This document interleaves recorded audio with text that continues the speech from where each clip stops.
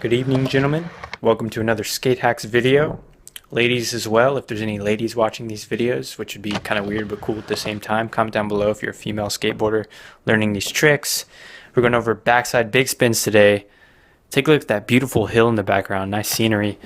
I like the Windows screensaver vibe, if you know what I'm talking about. It's a pretty cool skate park. So we're going over backside big spins. I did a few on flat ground here. I just like doing them off gaps more, so I got some gap footage on these back big spins, but the concept is the same whether you do them on flat ground or off a gap. It's going to be pretty much the same thing. Just obviously on a gap you go a little bit faster. Might take a little bit more commitment.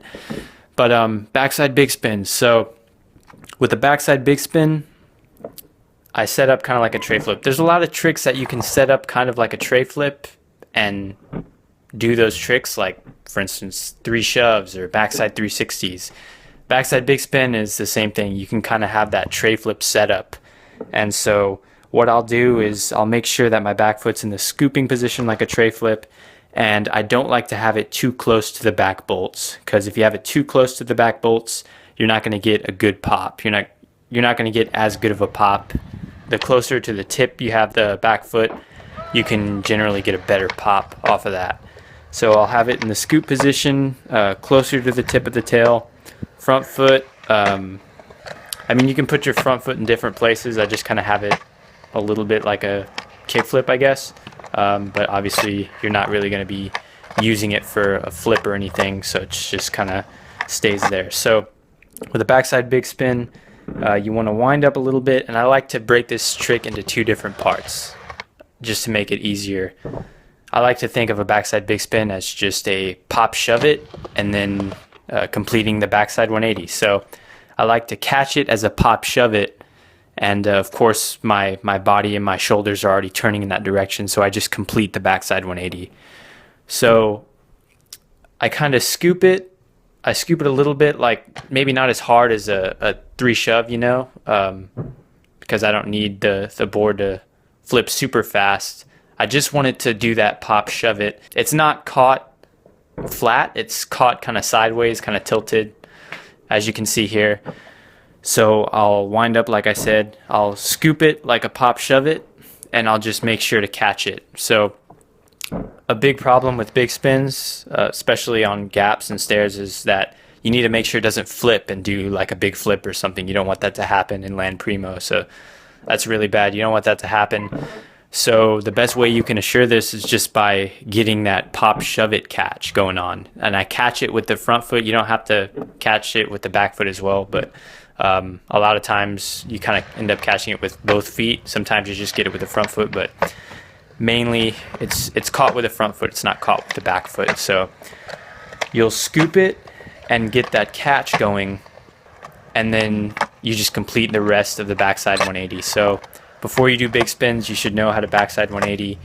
You should know how to pop shove it, but the way that a pop shove it gets done during a big spin is going to be different than just a plain pop shove it. So I would suggest obviously trying this on flat ground before you take it down a gap, but I enjoy them on gaps more because I can really feel that catch more. On flat ground, I don't know, I enjoy doing tricks down gaps and stairs more. But on flat ground, obviously you want to learn this on flat ground first. Take it to gaps and stairs later on. Maybe just try it off a curb and just work your way up. But basically with a backside big spin, you want to have that set up kind of like a tray flip. You want to get that scoop going and get that rotation going, and make sure you catch that pop shove it. That's really your insurance right there that you're going to carry the trick out well, that you're going to be able to land the trick and commit with the rest of the trick once you get that pop shove it catch going and you just complete the rotation. So it really helps to think of this trick in that 2-step system, just the pop shove it and the backside 180, instead of trying to do it all one motion, you know. I think it really helps to break things down into systems. So wind up, get that scoop going, keep your feet kind of tweaked. I like to have my feet tweaked out. It just helps with the catch. and just complete the rest of the backside 180. So a problem with this trick is that sometimes you might over rotate because you realize you don't need to actually scoop super hard, especially if you're going to take it off stairs. You don't need to scoop too hard. You just give it that light scoop and just make sure that you get that catch and complete the rotation. So it's actually a pretty basic trick. Backside big spins are pretty basic. So it's all in the scoop pretty much. It's about catching that pop shove it, and I like to keep my feet tweaked out because it allows the big spin to be caught easier, if that makes any sense. That's how I do it. So the overall keys for a backside big spin: have that tray flip scoop setup going on. Make sure you wind up a little bit, scoop that pop shove it and catch it, and that's pretty much your insurance right there. And complete the rotation. Complete the rotation like a backside 180, and just land like you would from a backside 180. So those are my tips for backside big spins. Hopefully this was helpful to you guys. Comment down below on tricks you want to see me do in the future. Any tricks, grinds, slides, flips, whatever. See you next time. Junior.